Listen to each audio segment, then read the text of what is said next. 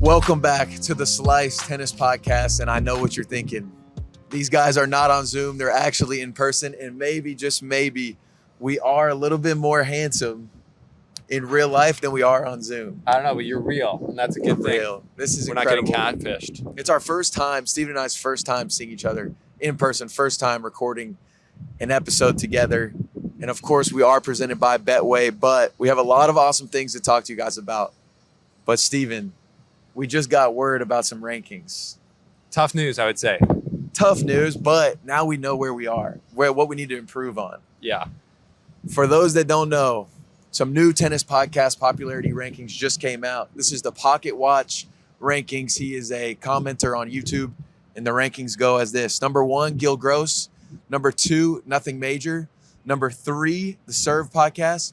Number 4 through 20, random other tennis podcasts. And number 21, yours truly, the Slice Tennis Podcast, Pocket Watch. We're honored to make your list, and we cannot wait to climb back up it. And 21 out of 21, there's only up to go. And that's how JP and I tend to look at the world. And I mean, what a great place to be. We're here inside Hard Rock Stadium, bringing this podcast to you guys, presented by Betway. Huge shout out to them for bringing us down here. Yes. Huge sponsors of the tournament, JP. Dude, Betway, I have to do a humble brag real quick, humble flex. They put the boy on first class from Nashville to Miami. Second time ever flying first class. So shout out to Betway. Do we need the best bet of the day? We do. And then we'll break down our travel routes getting here and how it went for us, and let you guys know. I got a best bet of the day because the women's draw is out here at Miami. But first, you got to hit. Right.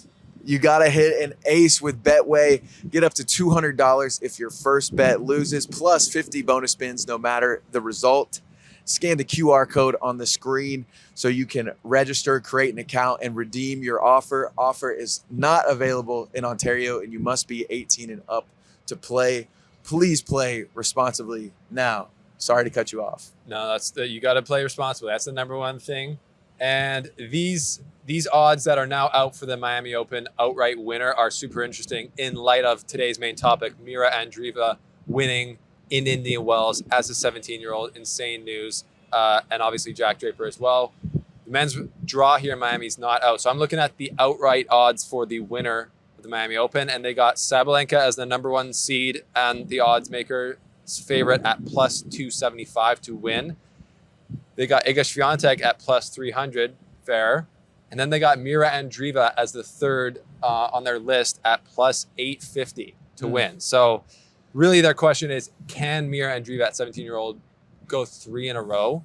And JP, you were saying before, that's unlikely. But what I said is winning 2 in a row seemed unlikely. That's very true. But I also did see in Sabalenka's interview, they asked, is this loss kind of like how Madison Keys pulled the tail of the lion? And now do you want to go back out there and do you have a little bit more revenge on your mind to show up at the Miami Open and kind of take back what's yours? I mean, I thought she did have that, like Sabalenka had that revenge in Indian Wells. She gave a double breadstick to Madison Keys. And I was like, okay, she's winning this for sure. But then kind of same format in the final her opponent comes back from or in the third set to win it. So maybe she's losing a bit of her clutch and her aura as the number 1. Maybe, but I do love the best bet of the day. Yeah. And while we're talking about Indian Wells, let's go ahead and we can dive more into that match. We can do the women's if you want. Yeah. But I think before we do that quickly, because we've been, again, comments at the end have instructed us to quickly talk about our lives. Yes. Let's just hear, so we're in Miami. How was your travel getting here? You said you were in first class. I'm very jealous of that. I was not in first class. How was your route getting here from Tennessee? The route was good. There was one issue, and I won't name the airline, but this airline loves to delay flights. And for all of the true listeners, the day one listeners, y'all remember my trip to Mexico, and I had a horrible travel experience. It was that same airline, so you can go back. I'm sure I was probably trashing them. But there was just a 2-hour delay. It's all good. We got down here. The hotel is awesome. Rooftop pool. The staff at the Miami Open has been awesome. And Steven's little son, Shepard, is as much of a legend as I thought he would be. Yeah. So the travels were great on my end. Yeah, and you were in business class. How was the business class? It was awesome because actually this past week I was in Montana as well, Yeah. where I was not in business class, and I was on United. United seats are a little bit too close together, and so that one my back was hurt. I have a bad upper back. After the first class flight, no bad upper back. No bad upper back. We'd love to see it. Yeah, our travels from the west coast of Canada to get here were, so I brought my wife, Nicole, and my son, Shepard, along with us. He's 6 months old. He turned 6 months old on the day we flew. And we woke up at 2:45 a.m. on the west coast, got on the 5:30 flight. And it actually, in general, went, I would think, as smooth as possible. No meltdowns on the plane for him. He slept a lot of it. He was playing, and actually the stewardesses all came and like were holding him on the longer flight from Calgary to Miami. So that was super cute. Great first memory, and no big blowouts on the plane. No really big issues. So it's been great getting down here. Like JP said, the hotel is great. Miami's a crazy city. Fort Lauderdale, kind of where we are now. It's all huge. Steven's not used to the traffic either like this. Exactly. And it's not like this in Nashville either, but it is tough. New terrain driving on Miami traffic. I would say it's definitely in the top 5 worst traffic in America. So You're doing well. You're getting thrown into the fire. We are. And we haven't died. I appreciate it. I've been driving and he's been checking out my driving. So maybe you can give an honest review of that at some point. But let's review the insane results that we just saw at Indian Wells. And I don't know about you, but I kind of wasn't able to watch the full matches yesterday, unfortunately, because we were getting here to Miami, getting set up at the Open here. We'll talk about these 2 matches and these results, and then we'll talk about kind of our thoughts about the whole Miami Open experience so far. Right. But Mirra Andreeva, let's start with her. Dude, off the rip, because as we were just walking through here, they had it on the TVs and everything. And I'm seeing the first set, and I'm like, oh my gosh, Sabalenka is about to dog walk her. Yeah. And then we go out, we go watch some practices. We come back in, and the next thing I see is Andreeva holding up the trophy. I'm like, wait a minute, what just happened in the last hour and 15, hour 30? And so, I mean, we did find out she's not the youngest winner. Yeah, and that's the crazy thing. I'm just going to rip through a bunch of stats here for Mirra Andreeva, which are all amazing, but it shows you how many amazing young players there have been throughout WTA history. So Mirra Andreeva is the 3rd youngest Indian Wells champion since Serena Williams in 1999 and Martina Hingis in 1998. She's, 2 pretty good players, won a lot of majors, each of them. So Mirra Andreeva is in rare air there. She's the youngest woman since Hingis in 1997 to win back-to-back WTA 1000s. And she's the 2nd youngest to defeat the top 2 seeds at a WTA tournament. She beat Swiatek and then Sabalenka since Tracy Austin, which I believe was in the 70s or 80s. Don't confirm me on that. Sorry, Tracy, if that's dating you too much or if that's too old. Might have been more recent than that, but I believe she was 16, and I don't know which tournaments they were. I just saw these stats. But obviously insane stats for Mirra. And I love the route that she took to the final. So her route was Gracheva in the first round. Then she beat Clara Tauson, who's the 22nd seed. Then Rybakina, who's the 7th seed. Then Svitolina, 23rd seed. Swiatek, 2nd seed. And Sabalenka, 1st seed. Doesn't seem real. Doesn't seem real. And the fact that it's back-to-back as well.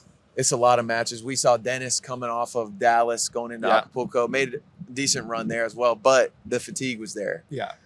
Andreeva, it doesn't seem like the fatigue was there. And it was cool because I was reading a New York Times article, and they were talking about just how much more aggressive she's trying to play. Like in her post-match press conference, you can see the self-belief that she has and what she's developing. Yeah. But it was also cool because I saw that when she was growing up, she was always one of the smaller players, like amongst the juniors. So her whole play style was very different. Like she was relying on her legs, on her speed. And now she's obviously like 5'9", has a lot more power. And that part of her game came later on. So it's like she learned how to play fast, cover the court. Then she grew into her body. Now she's got power and speed. Well, the crazy thing is she's 17, so she's still like growing. Yeah. And she's obviously hitting that growth spurt here, which is awesome. And so, if you're another young player, any player on the tour, like I'm stressed out about playing Mirra Andreeva, especially if you're Swiatek or Rybakina, because as we all know, Andreeva won back-to-back Master or WTA 1000s. The last one in Dubai, her previous tournament, she beat Swiatek in the quarterfinals, 6-3, 6-3, Rybakina in the semifinals, and then Clara Tauson in the finals. So she's beaten Swiatek and Rybakina in back-to-back matches on hard courts at WTA 1000s. And last couple years, we've been talking about Swiatek, Rybakina, and Sabalenka being like the big three in the WTA tennis. And Mirra Andreeva has come in now and just smashed that narrative. Kick the door down. And it's, again, the importance of a good team around you.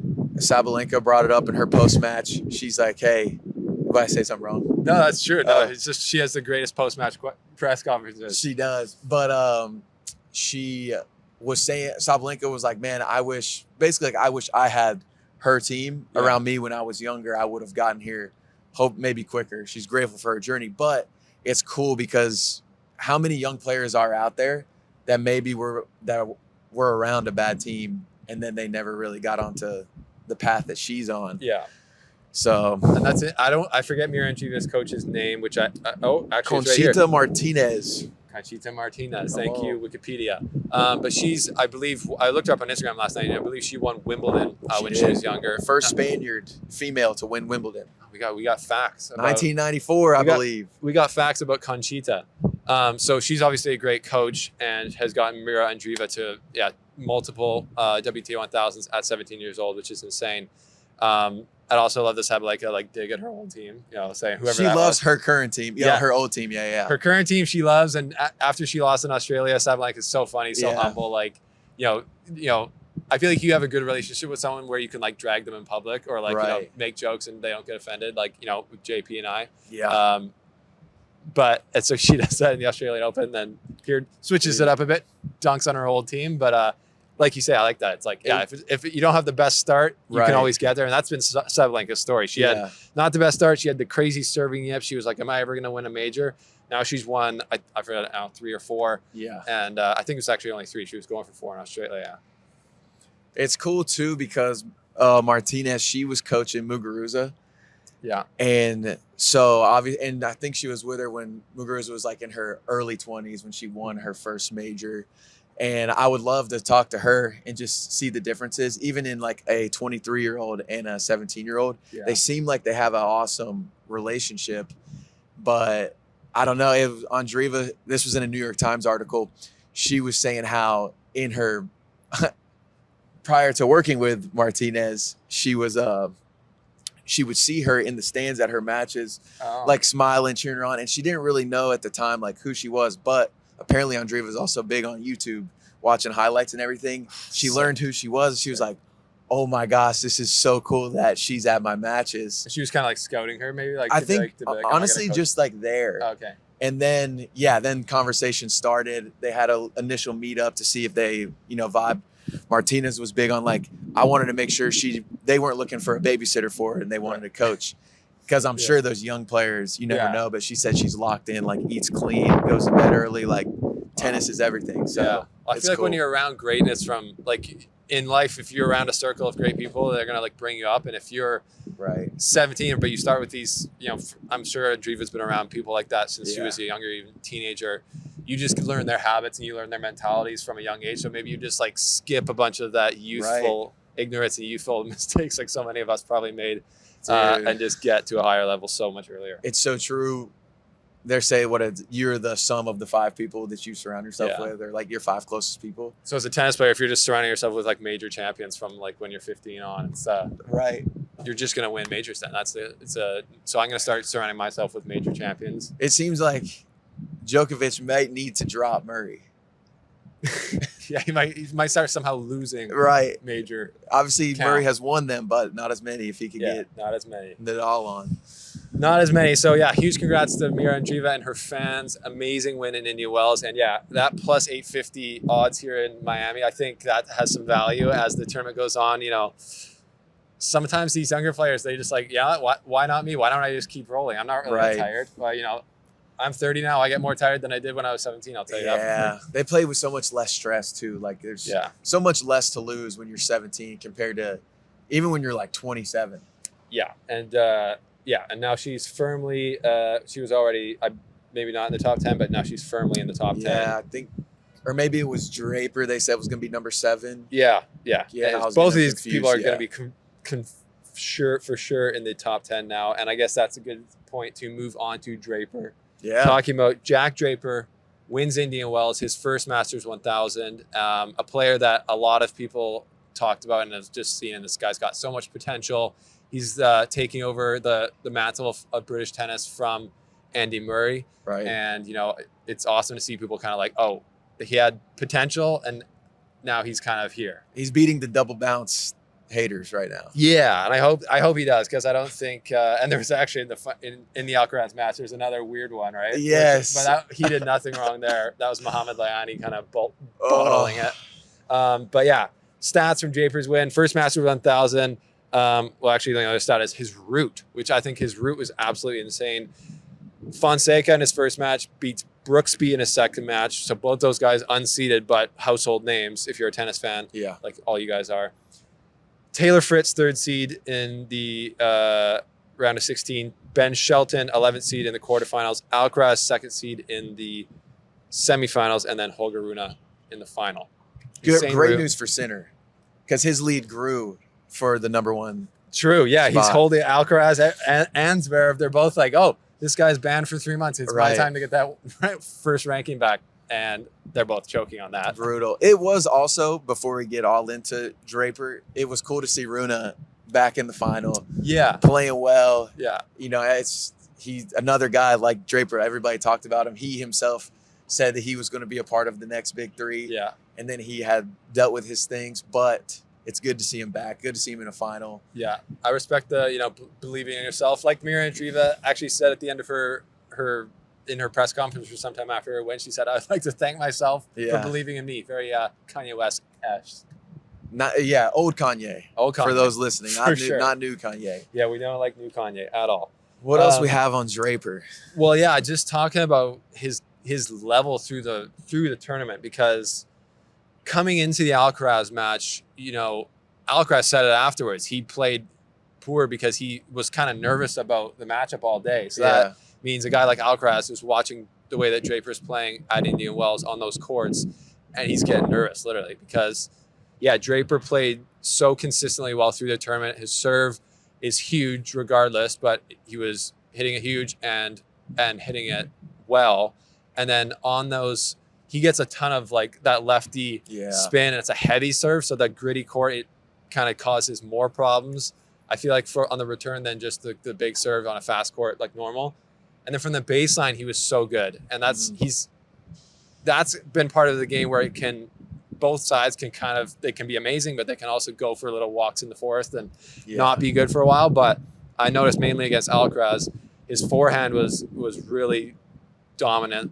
Whenever he was getting that forehand cross court into Alcaraz's backhand, it was causing Alcaraz problems. Alcaraz had that new backhand form. I don't know if you knew that, but he kind of switched his technique a little bit, and it was working well. But the main thing was Alcaraz going forehand into Draper's backhand. You think that would be an advantage for Alcaraz, but the Tennis Insights website showed that the shot quality on Draper's backhand was higher than the backhand on Alcaraz, and actually the forehand was higher for Draper as well. So he was hitting that backhand, defending it so well, and he would surprise Alcaraz out of that corner. So he's from the baseline so solid. And then another big thing for him is just he was healthy all week, and he's been healthy this kind of whole year, and that's been a problem for him over the last couple of years. So he looks like fit. He's a big dude. He's fairly heavy, which helped him. Ripped, strong. Yeah, not heavy in a bad way, but it's like powerful enough to like play on these courts, but also like healthy enough and fit enough to move, get to the Alcaraz drop shots, not hurt himself, and keep it up through a week of like 6 super high level players that he beat. Yeah, and that's why I think him this week at the Miami Open will be a great sign of where he truly is physically. Yeah. Just because if you can put together 2 back-to-back weeks on the men's side, then I think he can put all of if his body's durable or not questions to rest of like, hey. Yeah. And that's it's good that it goes Indian Wells, Miami, because Indian Wells is a slower. Right. We thought it might be faster with the new courts. Didn't really turn out to be. Slower court, more treacherous, and then you come to Miami, it's hotter probably. The courts are faster, so then you get hopefully less physical matches, and then he can kind of like, I don't know how much steam left he has in the tank. Yeah. We'll see. You know, it wouldn't shock me if you came and lost here in the first couple rounds. I know. Happens all the time. I remember Dominic Thiem won Indian Wells 2019, beating Roger Federer in the final. Yeah. That was the first time Dominic Thiem had won a hardcore tournament, and that was his coming of age as well, kind of in that way. And then he lost in Miami first round, and I watched that match. So that's why the Sunshine Double is so hard to do, because it's two completely different surfaces. We talked about this before the Indian Wells, two different settings. And if you could do them both, that just shows how resilient you are and how much versatility you have in your game. The best part about Draper winning, and this will be the best part of him winning for the rest of his career. Yeah. You're guaranteed to get the video of him and Andy Murray in the car when Draper's partying. You will be getting that after every single championship that Draper wins for the rest of his career, and it is vibes. It's like these kids, man, and that's one of the ultimate videos out there. It's like, what was that song? It's like, I could walk 10,000 miles. It's like, oh, I remember that when that came out, we posted it. It's just like, he's a beauty. And personally, I can confirm that Jack Draper is a beauty. Yeah. We had him, and this is just a cool story arc. We had him 2023, so about a year and a half ago, at the Winnipeg Challenger in Winnipeg. This was right before the US Open. He went there to play because he was coming off a few months of injuries, and his ranking was about 80 something in the world, or I think just inside the top 100. And I talked to his coach, James Trotman, who's been with him since he was like a little kid. There's pictures of him with Draper as like a 10, 12-year-old, something like that. And I said, why are you here at Winnipeg at the Challenger rather than, I believe it was Toronto or Montreal? Yeah, Toronto then, where he would have, he would have been a lower ranked and had to play qualifying, I think, actually. And James said to me, he's like, well, I always believe 1 week in a player's career doesn't really make a huge difference, but he's going to come here, get some more matches in, more confidence probably. And then he went on, I believe, to play the US Open there, and I make the 4th round. And that was his first big run at a major. Played very good. And then 2024, I think, had a few more kind of up and down results, but slowly built a base of his ranking. And then even before Indian Wells, you look at him and he's in the top 20. Right. And he's, getting closer to the top 10. And year to date, he had lots of points. And then, it's just a culmination of like years of work. And in Winnipeg, he sat down with us and did like an interview, and like, he's a big time star. He doesn't really have to do that. So just a super humble guy, especially super humble for how good he looks, how handsome he is. Someone in the comments is saying Stephen has a secret crush on Jack Draper. Who doesn't? Yeah, it ain't a secret. It's a better question. Yeah, who doesn't? And if you don't, why don't you? That's weird. Yeah, it's a secret if you don't think that. Exactly. You're lying. And speaking of the challengers, a challenger that I think would be awesome to go to is the one in Phoenix, because so many great players play in it. Fonseca, obviously he won it. He beat Bublik in the final, who almost fought Mute. He literally said, "You want to go fight?" He's like, "We can go outside right now." Man, we from need the court. that. We got to allow that. That's some energy. That's some big Miami energy that I think we're gonna be. That's gonna be around this tournament. Maybe we need some odds on Will Bublik getting a fight at the Miami Open. Will Bublik ever actually take a swing at another player in his career? That was close. Might not be the only time he's been there though. I think I would take him against most players. For sure. Oh, for sure. Those tall, skinny, kind of like tatted up guys. Like he reminds me of Nate Diaz. Like Nate Diaz, if you didn't know who he was, you might be like, oh, this guy doesn't look that strong. Right. But, and then you're just like, you could punch them 100 times and nothing will actually happen to them. Bublik's Kazakhstan, like this is, I don't trust myself versus anyone from that part of the world. Yeah. But the Phoenix Challenger would be sick. I always have such good players in it. Yeah, we got to get to that. That one actually would make sense. Joao Fonseca probably won't be there next year, unfortunately, but he did win it this year, beating Bublik. That's his 3rd title of the year.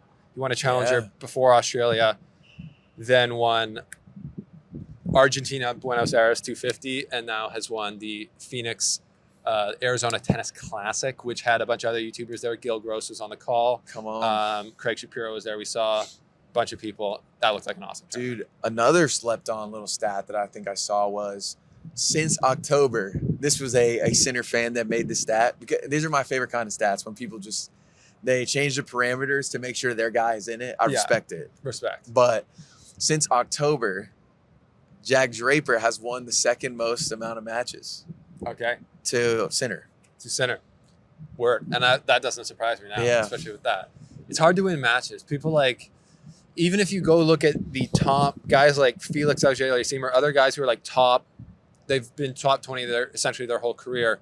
Go look at their win-loss percentage, and it's like not that high. Right. Sometimes it'll be like, I'll look at a guy who I've like, oh, like he's been around forever, and they'll have like 200 wins to like 140 losses.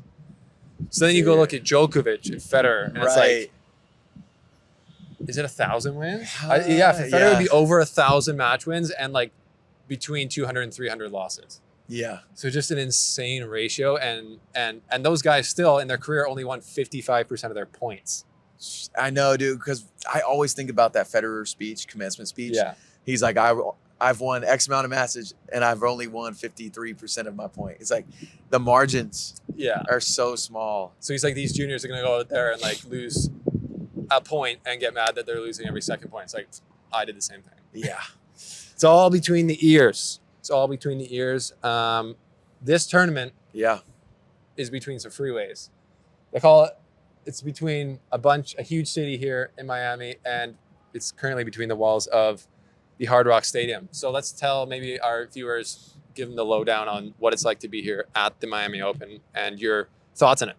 Disclaimer, it's not our first thoughts, because JP and I have both been here. We were actually both at this tournament in 2019. Probably in the same, probably sitting in the same stadium too. Yeah. Or grandstand watching Dennis or whoever. We were, yeah. And I remember actually watching Felix on that one, and he was playing Casper Ruud. Felix was, I want to say 17 or 18 then. And I got a picture of him here because I had a media credential then as well. And I interviewed him, and he had the big faux, I don't know what you call it. It's like a big hair. Yeah, we got to bring that back. It's like Iman Shumpert. You know? Flat top. The flat top. That was sick. And baby Felix. But anyways, what are your thoughts here this year at the Miami Open? Dude, I love the, and I haven't been to very many tournaments, but something that's always fun to me is the practice courts, seeing how everybody shows up for certain players. Yeah. Yesterday, I would say the people, when we were around, that had the most crowd was de Minaur and Tommy Paul, and they put on a show for the fans. They were playing some points. Yeah. And you could tell they were playing loose and they were playing into the crowd. Yeah. Which is not better than the match, but I think it's such a great added experience as a fan. And it's also a good point because not too many people were here on a Sunday. Right. Like they're watching all the women's qualifying matches. So every seat was pretty good. Yeah. The court next to him was Zverev. People were in Zverev's stands watching de Minaur and Tommy Paul. Right. So no shade to Zverev. No shade at all. I would, Zverev, I was watching you, man, taking a little video, doing my thing. But yeah, man, I love the practice courts. Yeah, that is like the best part about these tournaments. And Miami's got great practice court viewing, as well as kind of all the other Masters 1000s. Really, I haven't been to one that has a bad setup, I don't think. And yeah, if you're like kind of new to coming to tournaments, like get the grounds pass, like save your money for like maybe once you know who's playing in the night sessions or whatever. Because like it's cheap to get on the grounds. You can see all the players practicing. A lot of times they're just walking through the crowds as well. And you get to see how these guys hit the ball like up close and personal, and taking these small details. Like I was watching in Montreal, and I'll look for it again here. Just like one thing I noticed mostly was just like the way that all the pros keep their angle of their torso and their body as they're hitting. Mm-hmm. Us amateurs, we're always like falling back away on shots, and it like changes each time we're hitting. They're always connected, turning around like a strong center of gravity and like a good positioning. And like these are the things you can't really see on TV and you can't see from a stadium court typically.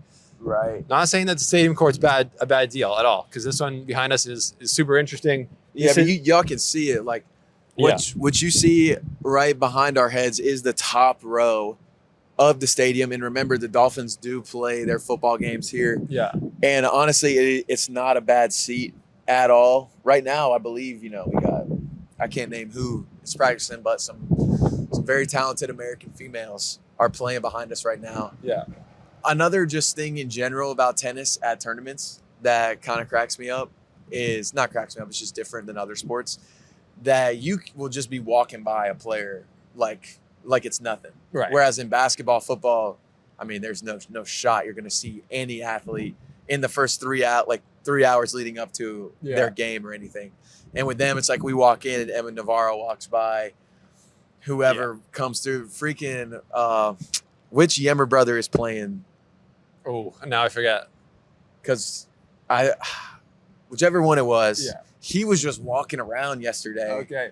And because he was watching, watching Miriam, because obviously both Swedish, from yeah. Sweden.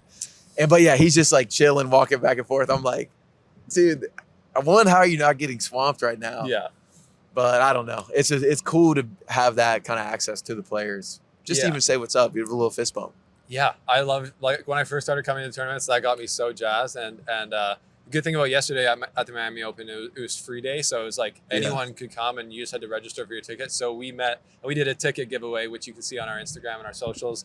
And we were able to give tickets to a family that was only there for the free day. Right. So I don't know their situation. Like maybe they're new to tennis. Maybe they the free day was the only one that was kind of accessible to them.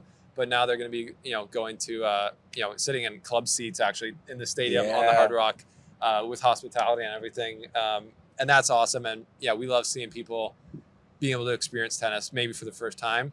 And that's what I've always felt about these tournaments, and Miami's no exception. Like it's almost like a little tennis festival. Yeah. Everyone comes together to put on the pro tennis. Cause like you think about like, what is tennis? Like this does not need to happen. Right. No one needs to hit a ball over a net to each other. People enjoy that. So that's become this sport where like, okay, it'd be awesome if we could see the best people do this. Yeah. So if you think about tennis as a business, or sports as a business, now they're like, okay, we want to have all the best players doing this. And so let's like sponsor these tournaments. So all the brands that come here, like Betway, like Verizon, like all like the tournament sponsors, they all put their money together so they can play in these big stadiums so that they can pay the players enough so they don't have to be an accountant and then come on their side gig and be a pro tennis player. So, and then now all the fans can come. And I feel like there's a lot of mutual respect everywhere. So players can walk through the court. And like I've seen it, like Nick Kyrgios, like the biggest stars in the thing will walk through. People do flock them and not want photos and stuff. The players usually sign everything, take every photo.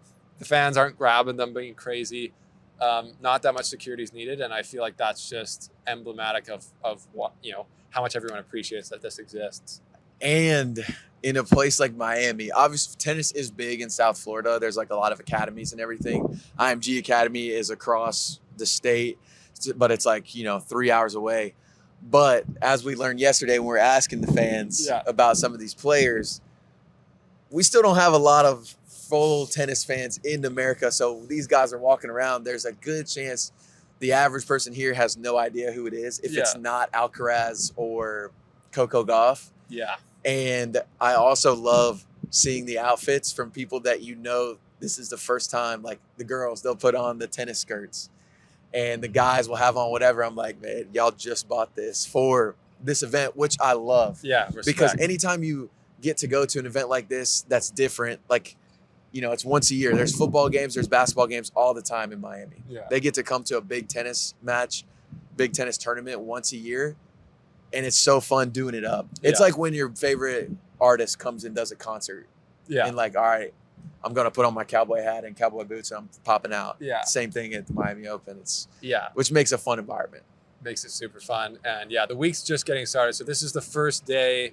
Well, this is technically day 2, I guess. Like women's qualifying started yesterday. Men's qualifying is starting right now. Yeah. And the main draw has not started. It's not going to start for 2 more days, but media day for us is tomorrow. So we're going to be all the big names are going to be coming through the zones, and we'll be huddling and we'll be getting the quotes and letting you guys know what people are saying, what people are thinking. We'll talk to Alcaraz. We'll be like, hear his thoughts a couple of days after him losing in Indian Wells. So definitely stay tuned to our X accounts, and here on YouTube we'll be giving you the news, and on our website we did just drop actually on the website and our Substack a new article from Jeff James wrapping up Indian Wells and giving his thoughts on Draper and Mirra Andreeva's wins in a written format. The scribe, shout out Jeff. Yeah, the old school, the pen to paper, the hard and fast tennis journalism there. The scribe times the slice. People are writing things, right? Jeff's writing things. Yeah. Commentators are writing things. People in tennis love to write things. YouTube commenters are writing things. Yeah. So we're going to go into our final and fan favorite section right now in you reacting to the YouTube comments from the last podcast. Getting close to you guys to see how long we've been recording. 36 minutes, Stephen. Perfect. I think we're in the, we got a lot of what would you call it?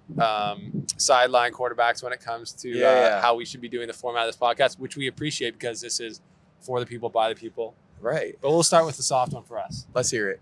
From Geo Air Travel. That's, I believe, is that 3 podcasts in a row? Yeah. That we're reacting to Geo Air Travel, this time from Miami, sir. He says, thumbs up, deal, guys, handshake, because I think we were going to see how long we can keep this straight going. So he's got the handshake. What a beast. With pleasure. I'll continue commenting regularly on your posts. Smile, smile. March is an exciting month for tennis. Yeah. Looking forward to seeing who will be winning with one trophy, because there's only one trophy to win. There's only one winner. Only one winner. Question, why do people keep referring to Indian Wells as the 5th slam? ? From George. His name's George. In Montreal, Canada. Oh, Geo Travel's name is George? Yeah. Let's go. We got his name. You love George's name? Yeah, George is awesome. I just love putting a name to a profile. Geo and Air I Travel. love that question. George Air Travel. Why do you think Indian Wells is called the 5th slam? You tell me. Well, I think because I learned the other day that it actually has the biggest venue out of all the tournaments. Like it has a bigger venue, like as far as like square feet or whatever, than all the majors, which actually doesn't blow my mind because I've been to Roland Garros, not massive, it's big. Right. But what shocked me was the US Open. Have you been? Yeah. It was like the grounds are way smaller than I it's imagined. easy to get around. Easy to get around. It's packed. It's only tough to get there, but And afford to get in. But it's tiny. So I've been to Indian Wells and it seems like it's honestly like twice as big, like the grounds. The stadium, like Arthur Ashe Stadium is the biggest stadium in the world. Indian Wells Center Court is the 2nd biggest outdoor tennis stadium in the world. There you go. So I think that's why they call it the 5th slam. And it's Tennis Paradise. Tennis Paradise, which is, I think it's got a lot of boxes that could be ticked for it. I wouldn't call it the 5th slam personally. Which one would you call the 5th slam? I wouldn't call any of them the 5th slam. I guess you have to. You have to choose if I had to, I mean, yeah, it would probably be that one if I had to. Yeah, it'll be Indian Wells. I would be Indian Wells because it's the most like it. Yeah, it's like the biggest venue and all this, and like it's like I was trying to think of these. Like I have other favorite Masters 1000 tournament, like the Rome one, and the Monte Carlo one. But you wouldn't consider those majors because they're so like what's it called? Oh no, they're like fantasy tournaments. They're like dreams. They're like one of them's on the side of the cliffs over the ocean, and the other one's in Rome. You're like playing like amongst statues and like in a Coliseum. You know, I think that they could do the 5th Grand Slam could be an indoor one. Yeah. I mean, there might be in the future in like Saudi Arabia or something. You never know. Yeah. But maybe I guess they already have a Grand Slam. But I was going to say Paris Masters. Yeah, Paris Masters. I mean, if in reality, the most important event other than the 4 majors is the ATP Finals, which is indoor. Yeah. So that's like... But it doesn't count. Yeah. That doesn't count. That's true. So yeah, I would say, there's good reasons why they call Indian Wells the 5th slam, but a lot of the people who are like really into it aren't like, it's tennis paradise. Right. But it's actually usually really windy there. And rains a lot. Apparently rains a lot. They got rained out today and the courts are gritty. I don't think a lot of people like the courts. Yeah. And before the weather sharks come at me, rains a lot. It seems like when they play these tournaments. Yeah. I know it's the desert. I know all these things, but the last 2 years, I think there's been these rain delays. It is still springtime there, right? So it's like, So anyways, great question. Geo Air Travel, thanks for the input there. You want to get the next one from Patty Franco? Yeah, so I think Patty said could you use the word like more often, please? Like how many times did he say it? I don't feel like 15 times per minute is enough. Do we say like that much? Do I say like that much? Yeah. I think I'm like a professor. Who just speaks, never uses filler words. Right. And you can't convince me otherwise. Dude, it is is a problem, I think, for everyone. Yeah. But the problem, I sympathize with the guy because I have words that bother me when people keep saying them. Not even words. I hate And a lot of people in church, a lot of pastors, priests, they like to say Mm-hmm. Dear God, thank you so much for just I'm like, okay. As a professional speaker, you shouldn't have to say that. You shouldn't. This is part of your job. Yeah. And that goes for everyone, not just the priests and pastors out there. That goes for us. We're young. We're still getting into it. And if I had to defend ourselves, Patty, at all, I would if you can try to come speak for 45 minutes to an hour straight, to yourself, no crowd, only a virtual crowd, it is hard. And then when you're also trying to think of like analysis to give, you know, it's just a habit. We're millennials, and it's just a habit. But you know, we are trying to get better, and we appreciate you watching and commentating. And I would like you to keep us posted on how we're doing with that, because I am now specifically trying to not say that word. Let's go. Going forward. We're getting better. Maybe I'll say A when I'm thinking like a Canadian. Like, what do you think, A? Okay, that's another one. Lane777 says, another great episode. Hope both of you have a safe and fun journey to the tournament. Shout out to you, Lane. 777, smart guy. He's got a lot of good luck, good juju on his page. Yeah, we got a lot of good juju. We're already here, so check on that safe and fun journey. And we're having lots of fun. So Lane, appreciate you commenting. Thanks for watching the Slice Tennis Podcast. Yeah. And then the last one, pocket match. We referenced this at the top of the hour. Give them the full comment so people get the pocket match. Hey, you know what? Actually, don't give them the time of day. It'll be on the screen. I'm just kidding. It will be on the screen. So maybe you can read what he said there. But he said just feedback. Most of your guys' podcasts are like 30, 40 minutes like of life stuff.